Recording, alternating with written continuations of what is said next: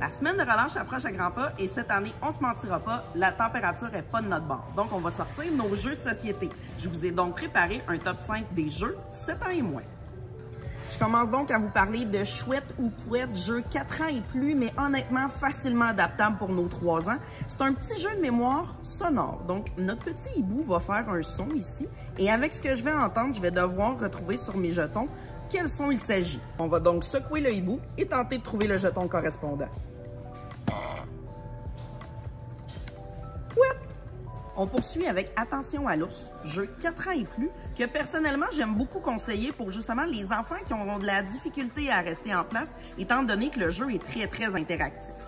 Dans Attention à l'ours, ce qu'on doit faire, c'est être capable de voler la nourriture de Papa Ours sans qu'il se réveille. Donc, ce que je dois faire, règle super simple, je lance le dé, ça me dit combien de fois je dois peser sur son petit bidon, puis s'il se réveille pas, je peux lui prendre quelque chose.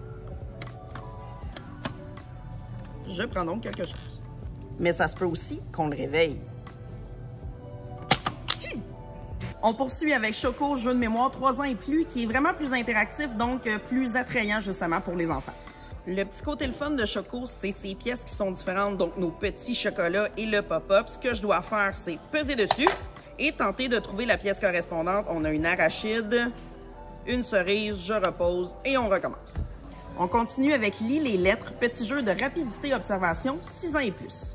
Donc, ce que je dois faire, c'est que je dois être la première à trouver une image dont la première lettre du mot est sur la carte. Donc, exemple ici, soleil. Celui qui a le plus de cartes remporte la partie. On poursuit avec Match Madness Junior, qui est un petit jeu 4 ans et plus, qui va venir jouer avec vos habiletés logiques et de rapidité. Dans le jeu, qui peut se jouer seul ou en équipe, c'est vraiment ça qui est le fun avec ça, c'est qu'on a des cartes avec plusieurs niveaux de difficulté. Puis ce que je dois faire, c'est être le premier à résoudre le casse-tête qui est sur la carte. Donc, exemple ici, comme ça, comme ça, comme ça, gagné! Avec ces 5 jeux-là, vous êtes sûr d'avoir du plaisir tout au long de la relâche.